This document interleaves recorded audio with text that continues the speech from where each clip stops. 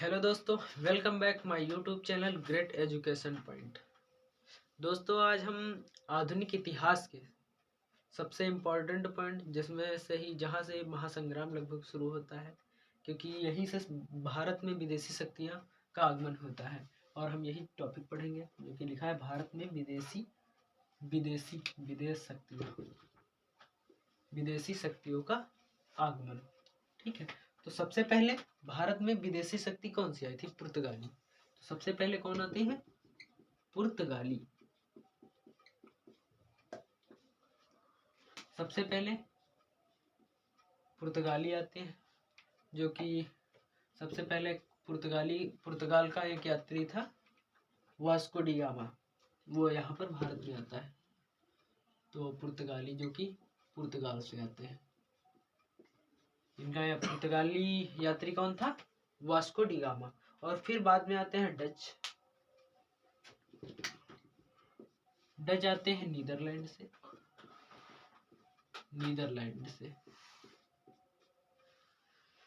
इनका यात्री था कार्नेलिस द हाउटमैन। पुर्तगाली, फिर डच आते हैं, और फिर अगले आते हैं अंग्रेज।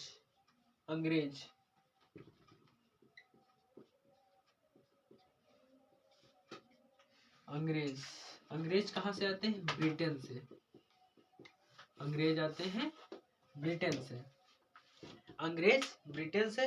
और फिर डेनिस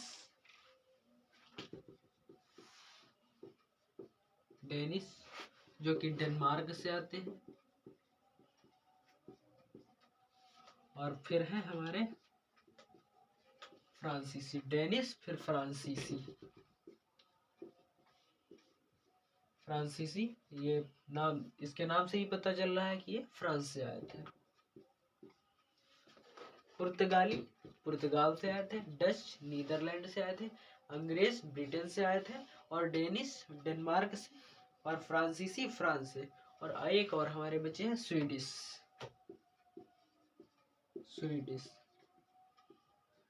से कौन आए थे? स्वीडिश मतलब स्वीडन से आए थे स्वीडिश लोग। ये इतनी भारत में विदेशी शक्तियों का आगमन हुआ।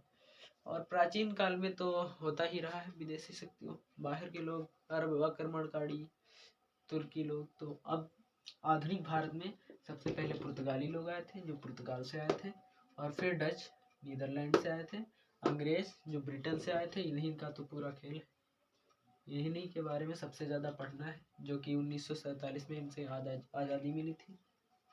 फिर अगले आए थे डेनिस डेनमार्क, और फिर अगले आए थे फ्रांसीसी फ्रांस से, और स्वीडन से। तो शुरुआत हम पुर्तगालियों से करते हैं। पुर्तगालियों से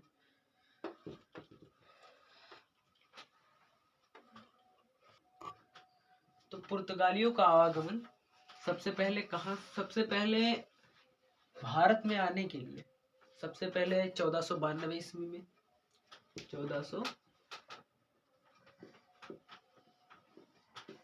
1492 ईस्वी में कोलंबस निकलता है। कोलंबस 1492 में कोलंबस निकलता है। कोलंबस जब निकलता है तो वो भारत की बजाय यूएसए पहुंच जाता है। यूएसए तो मतलब समुद्री मार्ग, अगर पूछा जाए यूएसए की समुद्री मार्ग खोजकर्ता कौन है, तो ये कोलंबस था। तो कोलंबस ने यूएसए अमेरिका के समुद्री मार्ग को खोजा था। समुद्री मार्ग को खोजा, निकला था भारत का मार्ग खोजने, बट पहुंच गया यूएसए।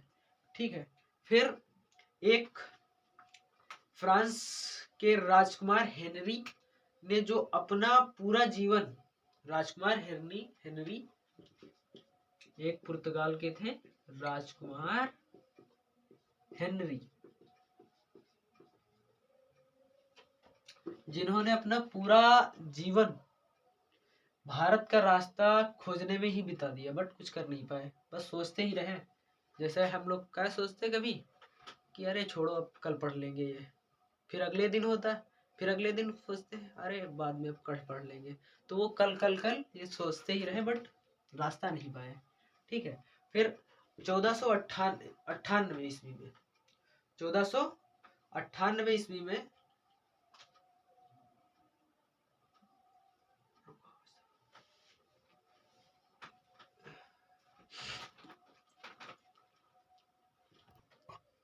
तो दोस्तों हम पहले देख लिए थे कि कौन कौन भारत में मतलब विदेशी शक्तियाँ कौन कौन सी आई। तो उसमें से हम सबसे पहले हम पुर्तगालियों को ही पढ़ेंगे। तो पुर्तगालियों में सबसे पहले एक था राजकुमार हेनरी। राजकुमार हेनरी जिसने अपना पूरा जीवन भारत की रास्ता ढूंढने में ही बिता दिया। वो मतलब सोचता रहा कि भारत की रास्ता किधर है, बट ढूंढ नहीं पाया।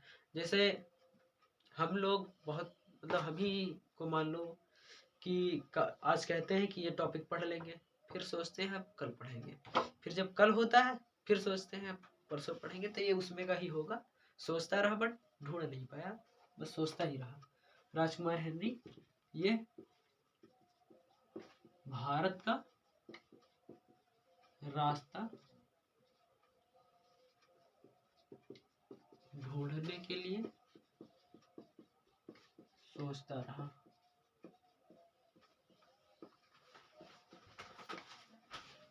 हो सकता है कुछ मेहनत की हो बट सफल ना हुआ हो, बट ये रास्ता भारत का ढूंढ नहीं पाया। अगला था हमारा बार्थोलोम्यू डियाज। बार्थोलोम्यू डियाज जो कि 1487 ईस्वी में चला था। 1487 ईस्वी में ये जब रास्ता ढूंढने निकला तो यहाँ पहुंच गया उत्तर मतलब कैप ऑफ गुड होप, उत्तर मीमांसा अंतरिक्ष पे, जो कि ऐसी आकृति होती है अफ्रीका की। अफ्रीका ही था। 1487 में यह कैप ऑफ गुड होप में पहुंच गया, उत्तर मासा अंतरिक्ष।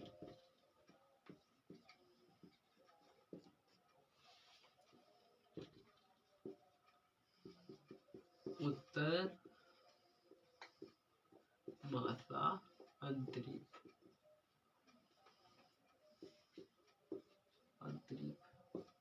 बट ये भी रास्ता नहीं पाया भारत की। ठीक है, भारत की रास्ता पता थी, ये मैं सोचता कि रास्ता नहीं पता थी, बट वो स्थलीय मार्ग था। ये लोग समुद्री मार्ग ढूंढ रहे थे, जलीय मार्ग। ठीक है, तो फिर अगला चलते क्रिस्टोफर कोलंबस। क्रिस्टोफर कोलंबस 1492 ईस्वी में चले थे।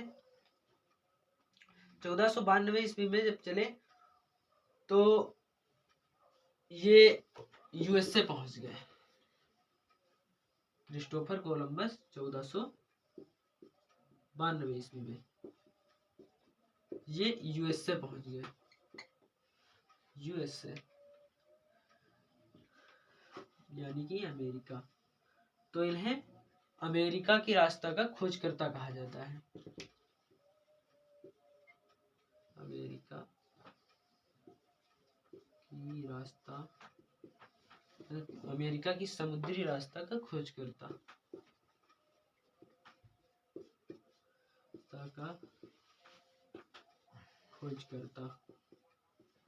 ठीक है। और क्रिस्टोफर कोलंबस जब ये 1492 ईस्वी में चले थे तो इनकी यात्रा का खर्च महारानी इसाबेल ने उठाया था। इनकी यात्रा का खर्च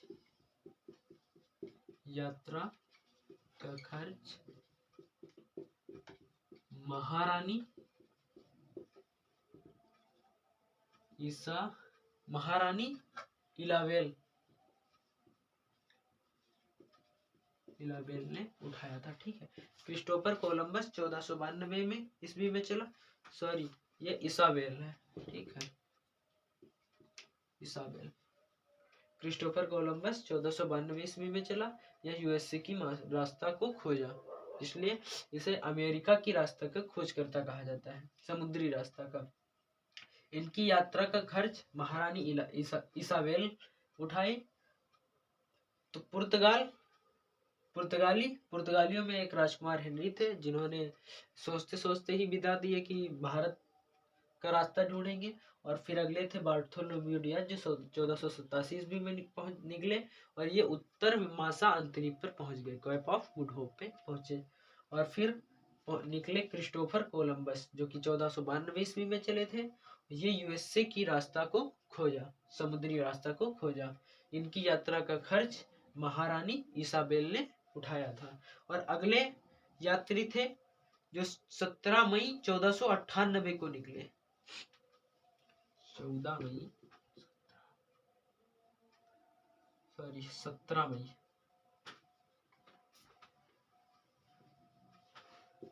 मई 1498 ईस्वी में निकले थे वास्को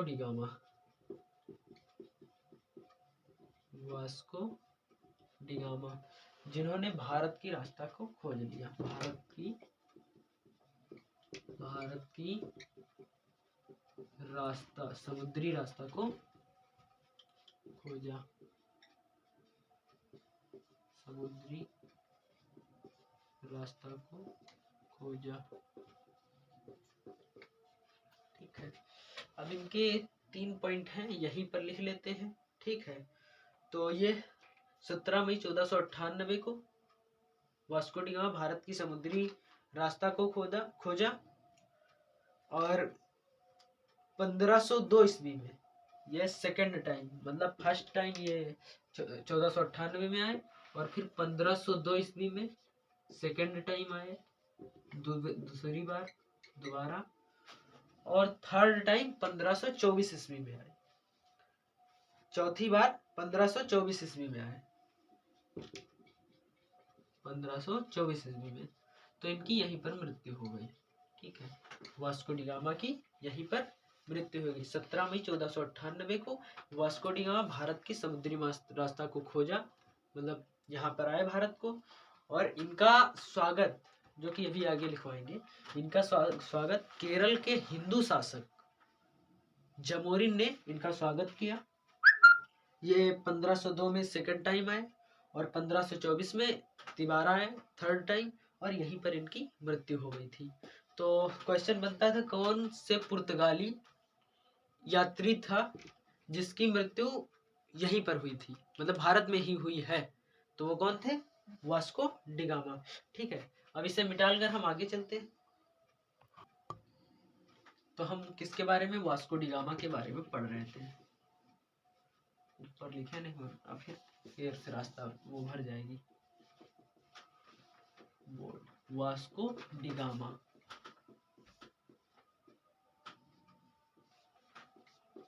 ये किस ईयर में आया था? 1498 में, 17 मई 1498 में। कितने बार आया? 3 बार आया। 1524 में सबसे पहले, 1498 में सेकेंड टाइम 1502 में, और थर्ड टाइम 1524 में। 1524 में यहीं पर आने पर मतलब आया, तो यहीं पर इसकी मृत्यु हो गई। ठीक है, अब जब ये यहाँ पर आया तो इसका स्वागत किसने किया था? कालीकट में, या कालीकट जाकर पहुंचा। कालीकट जो कि केरल में था, कालीकट केरल। और उस वक्त वहां का राजा था जमोरिन, जो कि हिंदू शासक था। हिंदू शासक Zamorin,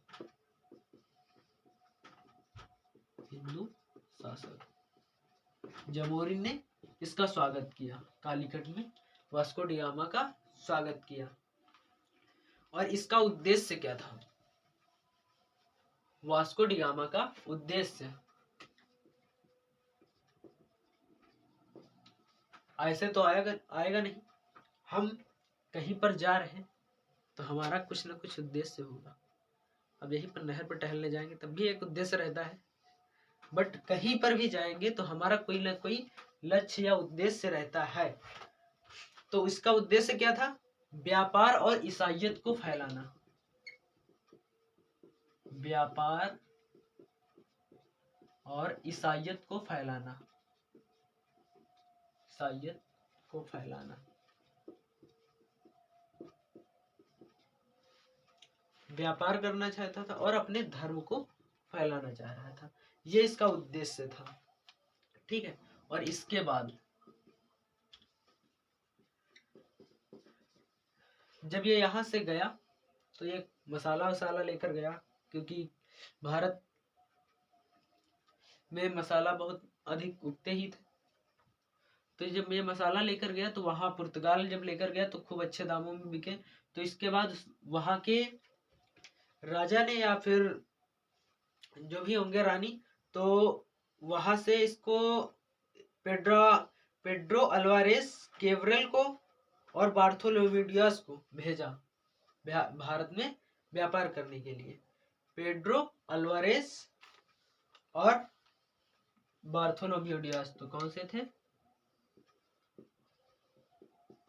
Bartholomew Dias plus Bartholomew Dias plus Pedro Alvares Cabral. Pedro Alvares Cabral ये दो आए और इनके साथ कुछ लोग भी आए होंगे। ये दो लोग यहाँ पर आए व्यापार के लिए। ठीक है। तो कौन कौन आए थे? बार्थोलोम्यू डियाज और पेड्रो अल्वारेज। पेड्रो अल्वारेज यह ब्राजील की रास्ता का खोजकर्ता कहा जाता है।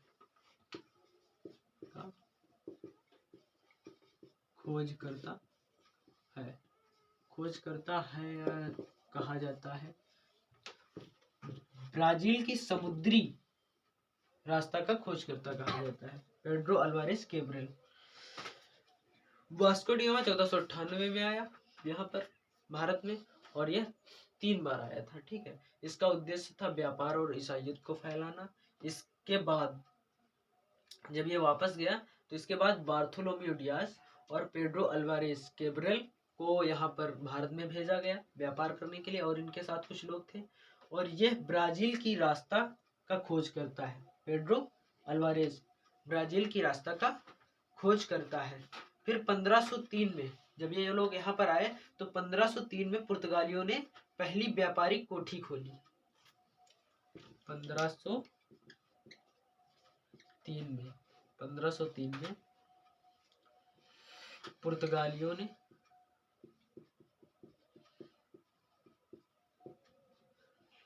कोचीन में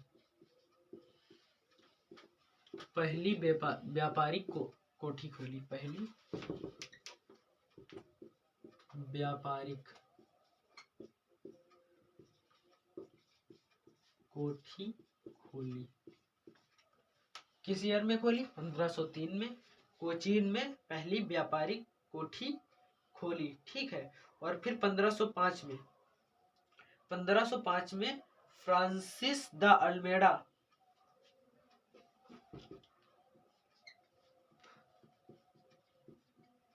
देखो 1500। अब जब कोई कोठी या जान लो एक कंपनी जब कोई खुलेगी तो उसका कोई एमडी नियुक्त किया जाएगा। तो वैसे ही यहाँ पर है 1505 में फ्रांसिस द अल्मेडा को पुर्तगालियों का गवर्नर बनाकर भेजा गया।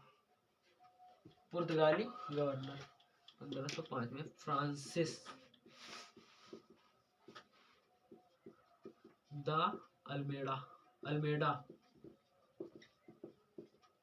अल्मेडा को पहला पुर्तगाली गवर्नर बनाकर भेजा गया। फर्स्ट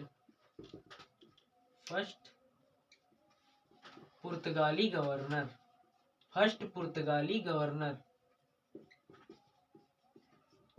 बनाकर भेजा गया। ठीक है। तो इसने अब जब आया है तो कुछ तो बताएगा ही। तो इसने सबसे पहले आया तो शांत जल नीति अपनाई। इसके जो कार्य थे, शांत जल नीति या ब्लू वाटर पॉलिसी, शांत जल नीति अपनाई, नीले जल की नीति अपनाई। ठीक है, शांत जल नीति अपनाई और कॉर्टेज पद्धति लागू की। कॉर्टेज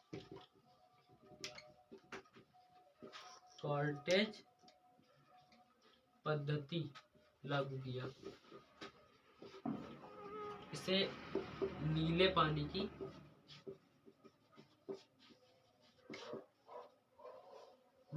की नीति भी कहते हैं, ब्लू वाटर पॉलिसी।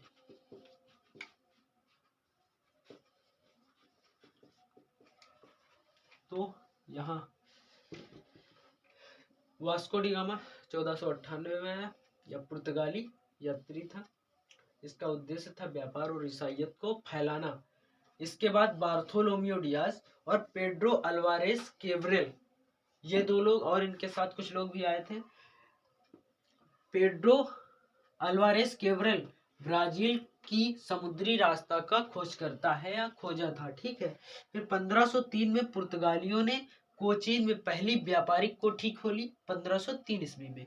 और 1505 में, अब जब भाई कोई कोठी या कोई किसी प्रकार की कंपनी, तो वहां का कोई मेन चुना जाता है या जो खोलता है वही मेन होता है। तो वहां पर 1505 में पुर्तगाली गवर्नर, पहला पुर्तगाली गवर्नर बनाकर भेजा गया, जो कि कौन है, फ्रांसिस द अल्मेडा। और इसने जब आया तो यह शांति जल नीति अपनाई, जिसे नीले पानी की नीति भी कहते हैं, ब्लू वाटर पॉलिसी, और कॉर्टेज पद्धति लागू किया। कॉर्टेज पद्धति लागू किया। अब इसे रफ कर देते हैं, फिर आगे बढ़ चलते हैं। ठीक है, और इन्होंने सेकंड कोठी पुर्तगालियों ने सेकंड कोठी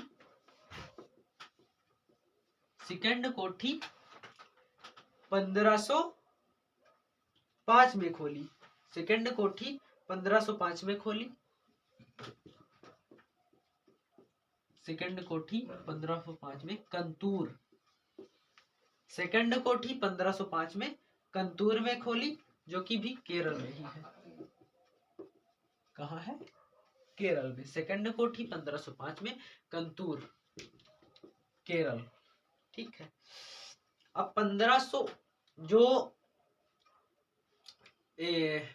फ्रांसिस द अल्मेडा, वो 1505 में आया था और 1509 तक गवर्नर रहा था। ठीक है, और 1509 के बाद 1515 तक 1515 तक अल्बुर्क गवर्नर बनकर गया। अल्बुर्क गवर्नर बनकर गया। ठीक है, 1509 से 1515 तक इसने ब्लू वाटर पॉलिसी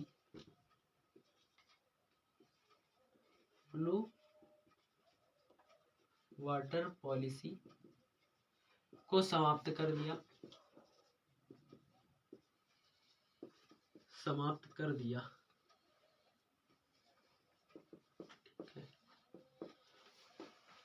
1509 से 1515 तक इसने ब्लू वाटर पॉलिसी को समाप्त कर दिया और 1510 में बीजापुर से गोवा को छीना।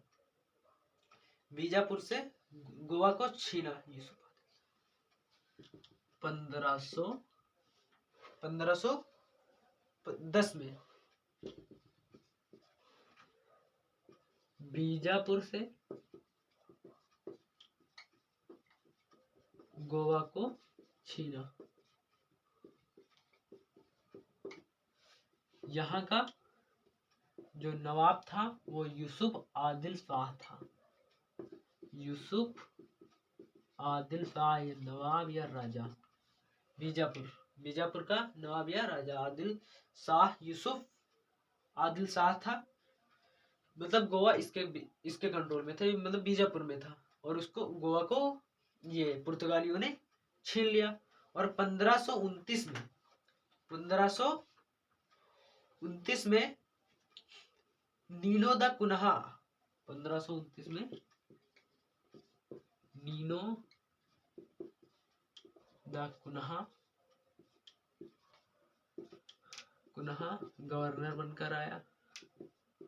इम्पोर्टेंट लिख रहे हैं बस, गवर्नर बनकर आया। अगला पॉइंट है हमारा 1530।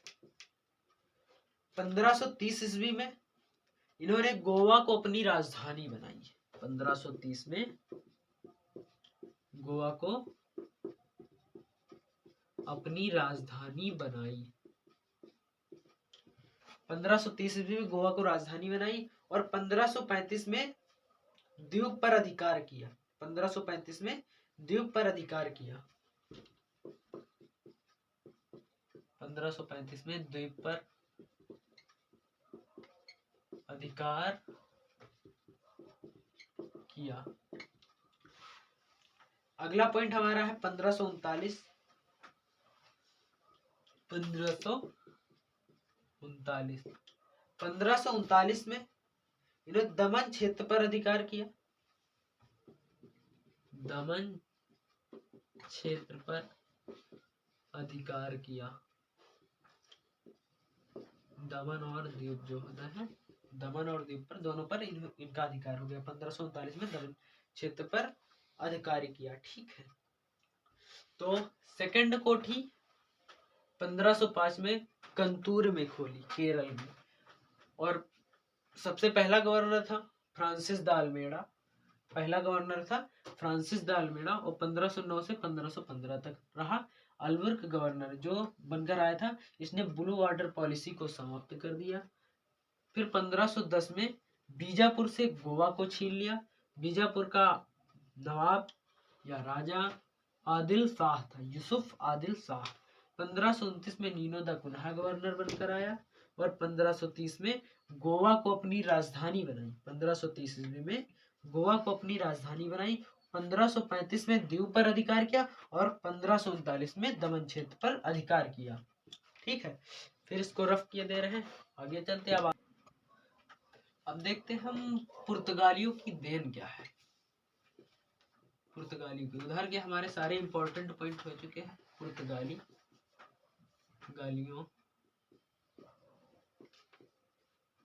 की देन,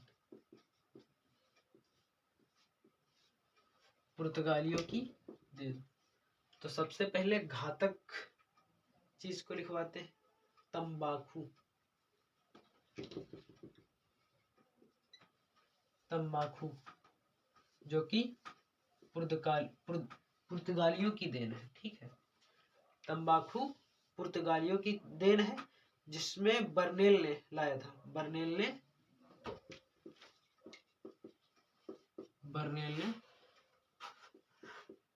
ने अकबर से इसकी खेती करवाई। अकबर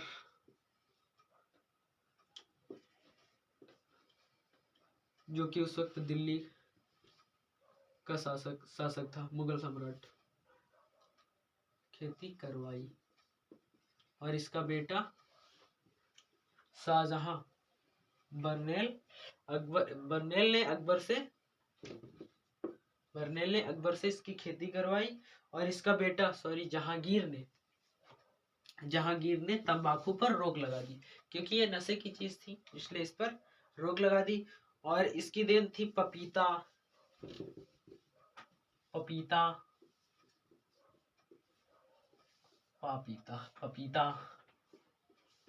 अमरूद,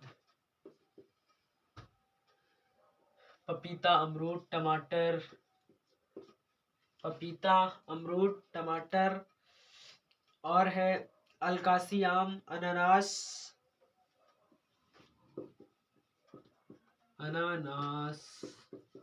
अलकासी आम,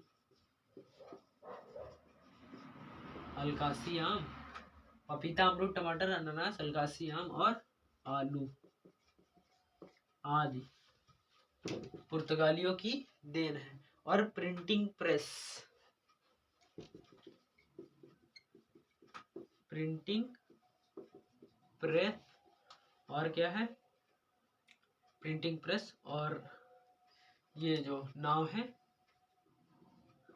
नाव कला शैली, नाव कला शैली या जहाज निर्माण शैली, नाव निर्माण या जहाज निर्माण, जहाज निर्माण, जहाज निर्माण शैली, ठीक है। और फिर सर्वप्रथम प्रिंटिंग प्रेस, ये पॉइंट लिख लेते हैं। सर्वप्रथम प्रिंटिंग प्रेस 1556 ईस्वी में खुली थी, 1556 ईस्वी में फर्स्ट प्रिंटिंग प्रेस 1556 ईस्वी में खुली, ठीक है। पहली प्रिंटिंग प्रेस 1556 ईस्वी में खुली गोवा में। और फर्स्ट चर्च एक और है गोवा में, ये लिख लेते हैं गोवा में। और ये ईसाई लोग थे तो इन्होंने चर्च खोली थी, चर्च, तो फर्स्ट चर्च 1510 में खोली, ठीक है। और इनका लास्ट गवर्नर कौन था, जो जब तक मतलब इनसे आज़ादी नहीं मिली, स्वतंत्रता के समय, पुर्तगालियों से स्वतंत्रता के समय इनका वायसराय कौन था, बुज्जा, बुज्जो या बुज्जा, पुर्तगालियों से